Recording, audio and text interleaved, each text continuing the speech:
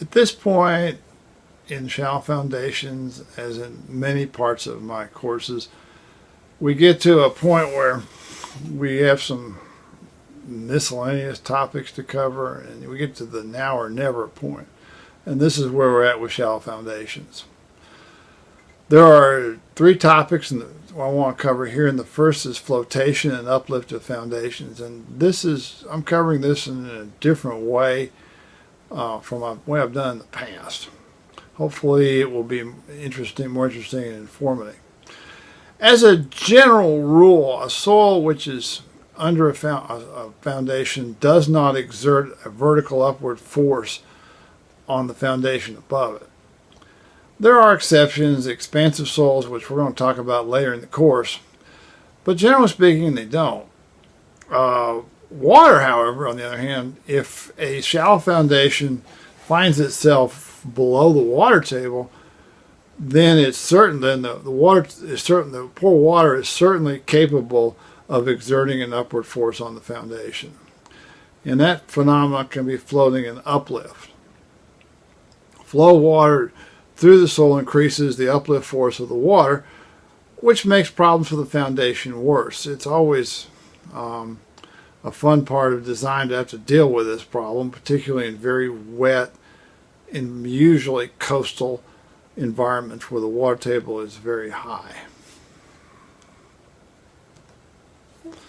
Archimedes Principle. I spend a great deal of time in my fluid mechanics laboratory discussing Archimedes Principle, and I'll simply just give you the link to that if you're interested. Some of you, I know at UTC, many of my students who are in my foundations class have either taken my fluid mechanics laboratory or are taking it now. Archimedes Principle is very important for the understanding of buoyant phenomena. And we actually saw this with effective stresses in soil mechanics. In fact, buoyant phenomena are the reasons why we have effective stresses as opposed to total stresses. We're going to see those applied in a little bit of a funky way here with this particular phenomenon, and it's one where students who have trudged through this suddenly find themselves with a different view of this buoyant phenomenon and effective stress than they had before. Let's consider an example, probably the easiest way to discuss this. We have a concrete floor. What we've basically done in this case is we've built a cutoff wall right here, and the idea is to put a depressed mat foundation or whatever for a building, or say a parking garage below that, and we will have when we do that, we will be able to essentially do things underground in the dry. And usually those are done using a monolithic pour and all that, but we're going to use a cutoff wall at least to get us a hole in the ground we can work with. And eventually we'll drain it, but before we do, we need to consider a few things. One of them is that irrespective of whether it's drained or undrained of water, the effective stress at the right here, say we've excavated it down to this point here, the effective stress at that point is 0. You remember from soil mechanics that we had an example where we had the bottom of a lake, and basically the total stress was the hydrostatic stress through the depth of the water. The pore water pressure just happened to be the same thing, and as a result the effective stress at the bottom of the lake was 0. Same thing here. You've got the same thing. Even before you drain it, the effective stress is still 0 at the bottom of this foundation. We say for this problem that the water table is 1 meter below the surface. The top of the concrete floor where we want to put, say, the bottom of our parking garage, is 5 meters below the surface of the soil. And the unit weight of concrete, as Vroit says, in round numbers, is 25 kilonewtons per cubic meter. Find the thickness of the concrete to balance the buoyant force of the water. It is important to take this into consideration. What will happen is if you don't, and there's not enough weight to ballast it, then what will happen? Then what will happen is that if there's not enough weight here to ballast this thing in place, the entire foundation will come out of the ground. And now it's possible to, we could count on the building weight and whatnot, but for stability, it might be easier just to have a very thick concrete floor to make sure that that doesn't happen. And that's what we're going to try to do here. We're going to try to have it so that we have a very thick concrete floor. We're not going to worry about the building above it for the moment. And if you don't, the buoyant force of the water, the fact of the matter is that even though whether it's this case or if we take the water out, or we lower the water table here, the effective stress may be 0 here. You take the water out inside of this thing, the effective stress there is still going to be 0. The pore water pressure, on the other hand, is not going to be 0. You're going to have an upward pore water. And I'm not even taking into consideration groundwater flow issues or anything like that. Of course, I put a concrete floor under there. That will cut out all of the groundwater flow issues. If you've got a groundwater flow issue, then you've got to figure out, and we discussed this in soil mechanics, is how to keep this thing dry. What I'm going to do to prevent that from happening is I'm going to put a concrete floor, which will first of all, it'll stop all the water flow upward. I won't have an upward, additional gradient to that. And the other thing it'll do for me is that it'll not only stop the flow and stop that kind of problem, but at the same time it'll also ballast whatever hydrostatic forces, because the water, even though the effective stress here is 0, the U is definitely not 0.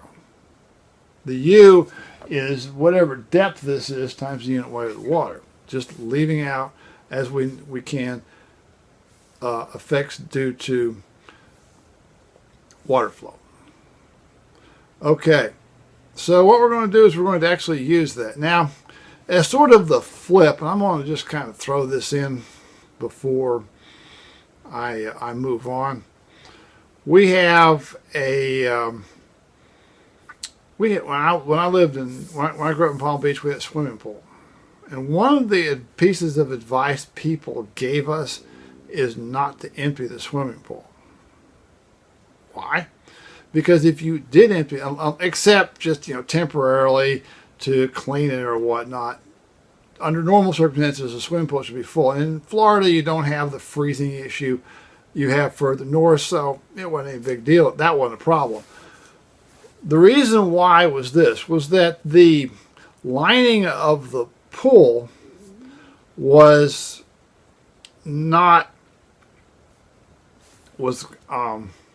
thick enough to, typical pool lining where you keep the water in and all this thing, and keep them leaking. But it wasn't heavy enough to prevent. If you emptied it out, the upward force and the water table rose, and in a place like Florida, the water table lives pretty close to the surface most of the time. The water table comes up. There was nothing to stop it from pushing the pool out of the ground, which would happen under in certain circumstances. So it's better off to keep the water in. Well, in a parking garage, you kind of have the opposite problem. You want to keep it dry. As long as this condition exists with water, it's not going anywhere, because the water will keep things there, pretty much.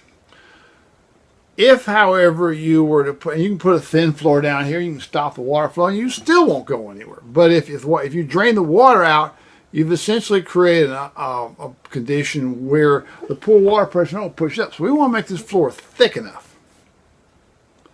Okay, this is how we do it. we essentially do a static balance on this thing, and Voigt's math is a little difficult to follow sometimes, but we're going to try to follow it anyway. If you have, first he starts with this total stress at this point right here. Or actually, let's just start with here. Let's drain this thing of water, put this concrete floor in, and we have right here. The total stress at that point is the stress that the concrete exerts on the soil. It's kind of like using the concrete as an overburden, or as a surcharge. Let me be more precise about that. Is a surcharge. We're using the concrete as a surcharge.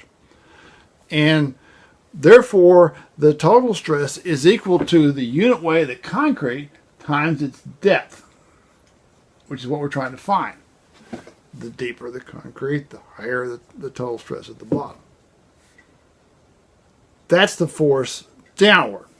The force upward is the unit is the hydrostatic force, which is basically this distance from here to here times the unit weight of the water. Upward. We balance those and we solve for D, the thickness in the concrete, and that's what this equation is all about. And it's both in your online version of Voigt you print. So you take that and you can actually solve for the D. And Voigt basically says that the thickness of the floor should be at least 2.67 meters, which is a pretty thick piece of concrete. It should be that, at least, to prevent uplift from taking place. And Voigt suggests that maybe you would want thicker, because for one thing, it's possible, we said that the water table is a meter below the surface, and that's not very far, really. In a coastal area, that's like New Orleans, for example. That's a pretty decent assumption. And in some cases, it's even higher than that, which is why, by the way, if you go down there, you will see many of the graves, including some of my own ancestors, are built above ground. Because if you put them below ground and the water table comes up, it pops the grave out of the ground, because the grave is hollow, unless the grave floods, which they're designed not to do. So that's another example of stuff falling victim to upward hydrostatic forces. And what happens if the water table goes to the surface? Then you may want to make the concrete thicker. Of course, one thing you need to would probably want to take into consideration, and this is sort of a different issue altogether, and you could include that into your calculations, is the weight of the building above this thing. If you've got, for example, a multi-story building, that puts a lot of weight down on this thing. And that would decrease the need for concrete. You could add that to your static equilibrium, and you could come up with an entirely different thickness for the concrete. But anyway, if you're purely relying on the concrete, then you would want to, if you want a concrete, then you would really want to have a very thick foundation. One thing that Voigt suggests in his narrative is that you might want to set it up so that in the event of a flooding emergency, to keep the building from going up, is that you flood the parking garage or whatever is down there. Usually a parking garages are a fairly common thing for that, and it's better to lose all the cars than it is to lose the entire building. Because once a building starts lifting up, the possibility of it tumbling over and whatnot becomes significant. So you want to ballast something like that. So in any event, that's one example of flotation. The second example he talks about is an underground tunnel. Now, of course, designs of culverts and whatnot are fairly common standard civil engineering. Most culverts that we deal with, however, and most don't have water surrounding them. If they do, they're usually got water in them. As long as you got water in them and water around them and they're at the same level, there's usually no problem. It's only when you have a situation where you've got a hollow inside and then you've got water surrounding it, we have problems. And classically, that means a tunnel. Voigt goes on round tunnels, which most are, goes into a lot of really kind of funky math about that, because the problem is that normally, an effective stress is on a certain level this way. The problem is that a round tunnel curves around this way, so you've got a little integration to do, and that's one reason why Voigt's math on that is a little involved, even though the problem looks very simple. Let's simplify that by looking at a square tunnel. The tunnel in question is 8 meters by 8 meter cross section. It weighs 500 kilonewtons empty. The sand surrounding the tunnel has a weight of 20 kilonewtons per cubic meter, and that's saturated because it's obviously below the water. It's below the water table, as you can see from the diagram. What we need to do is find the depth of sand above to keep the tunnel from having a net upward flotation force. In other words, we put the tunnel deep enough to do that. So, first of all, water above the ground table surface can be ignored. I just discussed that, why that's true. The downward force of the water on the soil surface cancels its buoyant effect on the tunnel, and which is basically, it was the same thing we had with the concrete floor. It's the same thing here. So we're going to solve this problem using a combination of statics and Archimedes principles. Let's h be the distance from the top of the tunnel to the surface of the soil. This distance right here. Okay. The weight of the water displaced by the tunnel is equal to the cross-sectional area of the tunnel times the unit weight of the water. And that's, in round figures, 640 kilonewtons per meter of tunnel length. The weight of the tunnel plus the force of the effective stress at the top, in other words, that's the force that's pushing upwards. We're basically taking Archimedes' principle and turning that into an upward static force.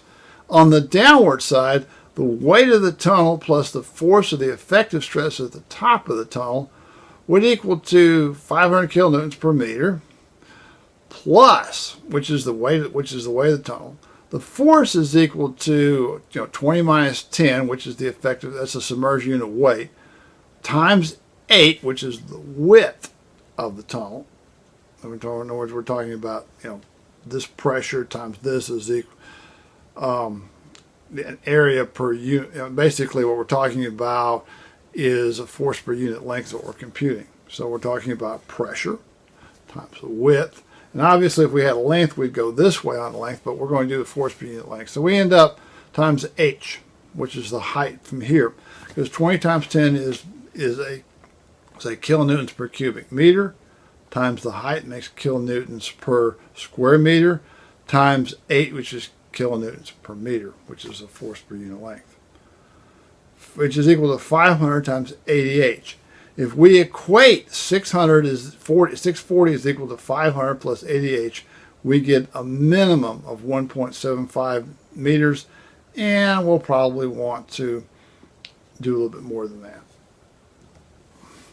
Another problem, and I kind of touched on it without really getting any detail in soil mechanics, we'll do it again, is uplift on dams. If we have water flow, and this is where flowing water actually produces more uplift than just static water. If we have a dam and we've got water flowing under it, then it creates what amounts, in rough terms, although a linearly varying pressure across here. And that's because the water has head and it goes upward.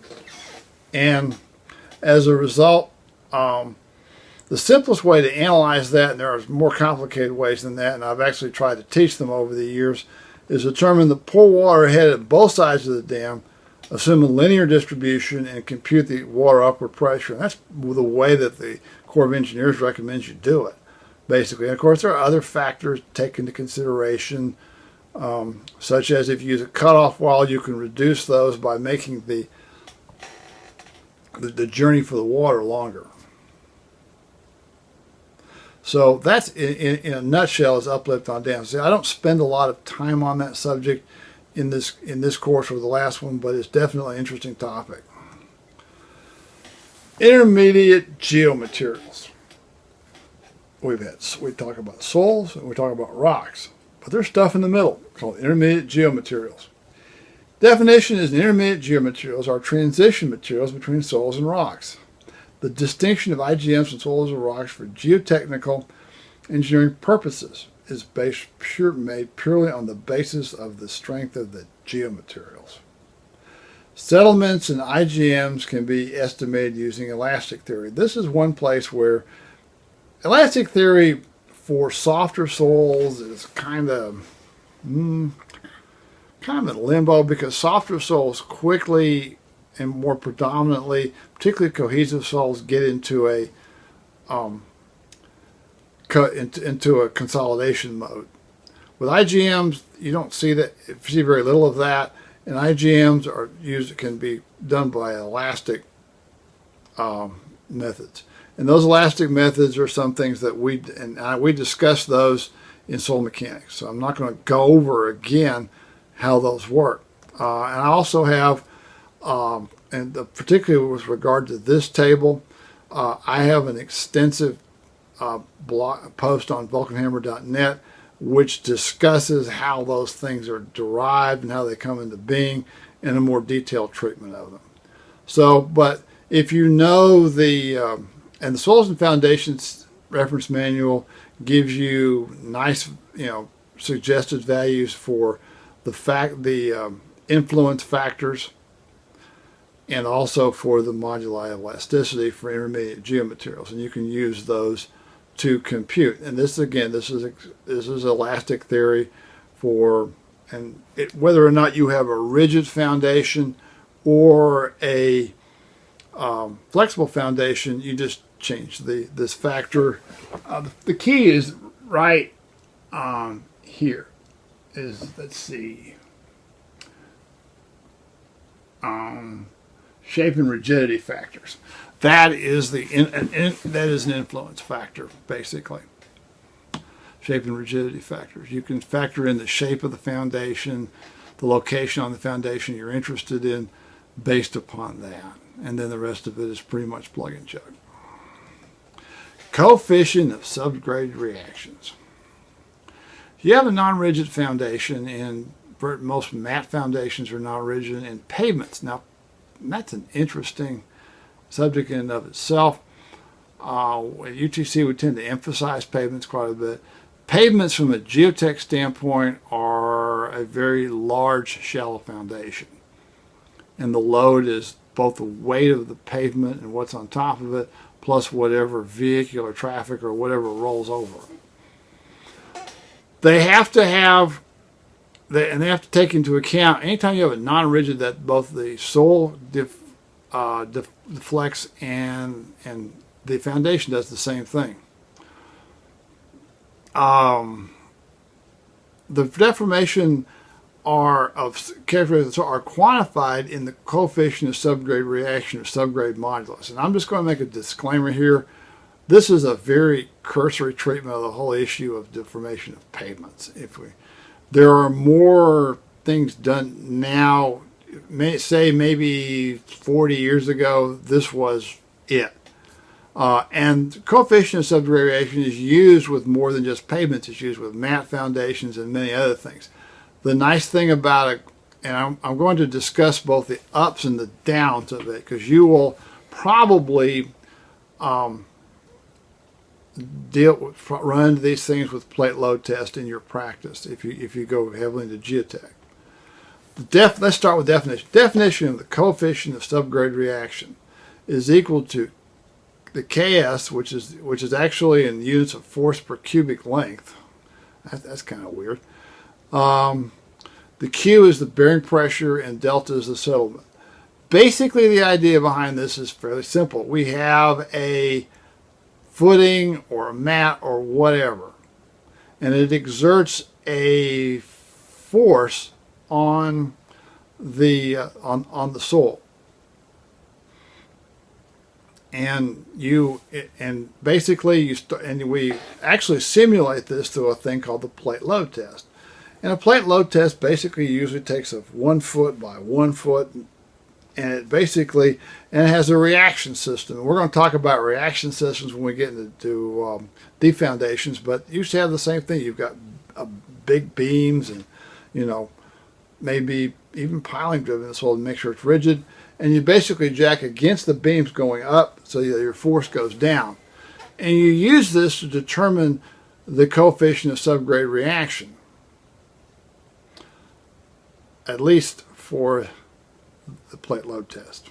Well, there's a hitch with this. The hitch, and now you're saying, well, how do you have any, you had empirical data for E, and you got empirical data for this. Do you have anything for K sub S? There's a hitch. The hitch is this: if you consider a foundation on an elastically medium, and just any shaped foundation. If I took the equation 819, the Soils and Foundations Reference Manual, and combine this with the basic equation for the coefficient of subgrade reaction, I come up with this where I can actually compute the coefficient of subgrade reaction based upon the elastic modulus. Well, the elastic modulus within limits is a property of the soil. It's not always a constant property of the soil, but it's a property of the soil. So it's Poisson's ratio. This is a property of the geometry. The trout in the milk is right here, B sub F. The coefficient of subgrade reaction is a function of the size of the basic size of the foundation. And so what the problem is that if I take a plate load test, which is traditionally done with a 1 foot by 1 foot plate, then and I compute and I get a K sub S out of that. If it's the same soil and I have, say, a 20 by 20 foundation, I'm going to get an entirely different result based on simple elastic theory. And there's a lot of ways of looking at the bulb of influence and all that. And not only is it surface, but actually the depth of the influence, as you saw with Schmertmann's method, goes down a ways. And the stresses, and so with elastic theory as well. The more stress, the larger the foundation, the deeper you can expect that bulb to go. So you've got two things strikes against you in using. It's a very useful quantity, but it tends to be job specific. And of course, we've got the other problems: nonlinearity, strain softening, changes with soil properties with depth. I just mentioned that, and change in the depth affected by the pressure of the foundation. Nevertheless, the coefficient is extensively used in pavement and math foundation design. Pavement design has developed several ways of determining its deformation, and those ways are beyond the scope of this course. This is probably the oldest, and one that's also applicable to stuff other than pavements as well. So I just wanted to, you need to be introduced to the concept. You will see it if you go into geotech, you will see it implemented. Last but not least, I have all this settlement data. What do I do with it? Well, we have to understand what we do with it. We have to see how it affects the foundation. Definitions of settlement. There are two types of settlement from the structure side. There are two different types of settlement. We talk about, we've talked about all the methods of computing settlement. Now, what impact does it have on the structure? There are two definitions. One, absolute settlement. Usually that's associated with a uniform thing. In other words, the entire structure goes down as a unit. And the other one is angular distortion or differential settlement, where part of the structure goes down, but not the rest of it. And this can be very absolute settlement generally tends to affect structures which interface with something else. I remember one project I was watching a paper on. Actually, I had been involved with it in another capacity, where they actually had some large steel ore hoppers. This was in South Louisiana, and normally the procedure is to drive pile under the thing and whatnot, but they decided that they would really do something different. So what they did is that they designed the thing so that when you loaded them up, it consolidated. And what they decided to do is basically plan for the consolidation, have it, come down and, consolidate and once that's done, then it's done. And if they plan for it, then everything would come out level. And actually worked out pretty well, but the consolidation was something in the order of 5 feet, which is a lot. But it's one of those things where you have a major settlement, you plan for it. Generally speaking, that takes a fairly sophisticated approach designed to actually pull that off. We generally don't like to do that with the angular distortion settlement because the angular distortion settlement usually undermines the structural integrity of what we're supporting. And there are already, settlement can have, the bump in the bridge is an example of a total settlement problem. If you have, gas lines in the walls and, plumbing in the walls, you can actually damage these and have leaks and gas explosions. This particular topic also applies to deep foundations as well as shallow foundations. So this is universal with any foundation. I know we look at shallow foundations. And you can see in these diagrams, you have a uniform or total settlement where the whole bridge goes down. This is using bridge. There are tilt where part of the bridge goes down, but part of it is uniform. And then you've got a situation where some of the footings settle and others don't, at least others don't as much. Normally, and you've got, or either an irregular pattern like this, or an irregular pattern like this where things really get exciting. There are two types of distortion. Obviously, uniform settlement, it distorts X distance, it's done. With angular distortion, we normally don't compute angles directly. What we do, however, is to have the angle is equal to the difference in settlements between two foundations, and then over the distance between those foundations, which is equal to delta over this SL distance. It's an implied tangent, but we normally express it in terms of this differential over this distance. And these are more discussion of what you have, what the damage can be based on either total settlement or differential settlement, what will influence it, and that kind of thing.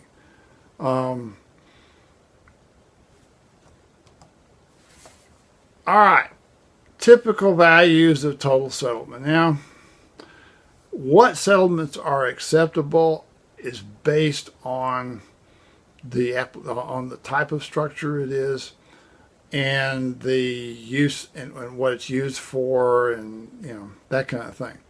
These values and the top values are largely for bridges, and the other one from some structures, which is basically some data from the military. These are good for your class calculations. They are not necessarily what works in practice, because what's acceptable settlement for one building is a complete disaster for another one. So the structural engineers need to be upfront about what settlements they can tolerate in the building. There is no such thing as a foundation without some settlement. The question is how much, whether it's differential or total, and how that impacts both the structure itself and how it interfaces with what's around it. So you need to be, this will vary from structure to structure. You'll notice carefully that the top table is largely angular distortion or differential settlement, delta over SL. And the type of bridge, this is total settlement. And that includes retaining walls, by the way. They're subject to settlement as well. In fact, one of the reasons why, it wasn't the major reason was the breach of the levee along the industrial canal. But one thing that contributed to the flooding of St. Bernard Parish during Katrina was the fact that the levee authorities, there were a lot of levees in the north side of the parish which faced the old Mississippi River Gulf outlet. And many of those had settled, and as a result, it wasn't a structural issue for the levees because the earth could take the differential settlement. What it was, however, is a problem when you actually got major surge coming in overtopping the thing. So retaining walls do settle, and settlement is an issue with retaining walls. And if you've got a relatively rigid retaining walls, it can be a structural issue. So let's have an example of settlement. Steel framed office building, 20-foot column spacing. I would suggest that you take all your differential settlement issues from one column spacing to the next for purposes of this course. You want to find the allowable total settlement and the allowable differential settlement.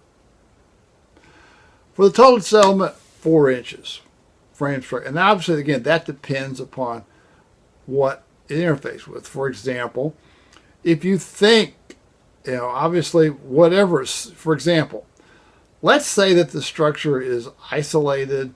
Let's say that most of the utilities feed it from, overground utilities. In that case, the biggest thing is going to be ingress and egress from the structure, the doors. You obviously want the doors to be in ground level or close to it.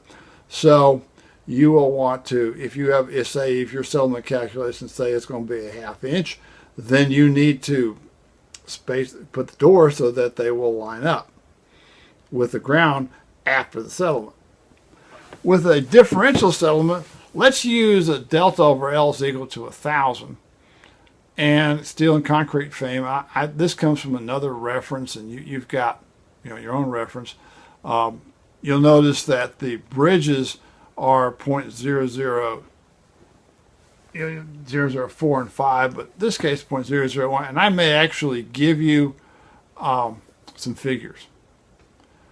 So therefore, that is equal to 1 over 1,000 times 20 feet. It's that simple. Is equal to 0.02 feet or 1/4 of an inch. And you may be able to get, again, this is from I've got several sources. I found that you will find also that a lot of the specifications for allowable differential settlements are few and far between. And the reason for that is that structures are such different types that it's to some extent risky. With transportation projects, your AASHTO recommendations can usually be relied on, although if you change major change in bridge type, then you may have problems. Again, your structural engineers need to be specific in what they want to be limited to. But in the big wrap in this is this: we're computing when you read your problems, when you read a problem in this type of thing, you need to ask yourself a question: am I being asked to determine what the settlement is going to be, or what settlement that I need to design to? What I just went through answers the latter question. What's most came before that is the former question. And that's the distinction that's an important distinction. I see many times students will be asked one problem and then try to solve, and then give me the answer for the other one, when in fact the question wasn't being answered properly. So with that, that concludes shallow foundations. And we will move on to retaining walls from here, but in the meanwhile, thanks for watching, and God bless.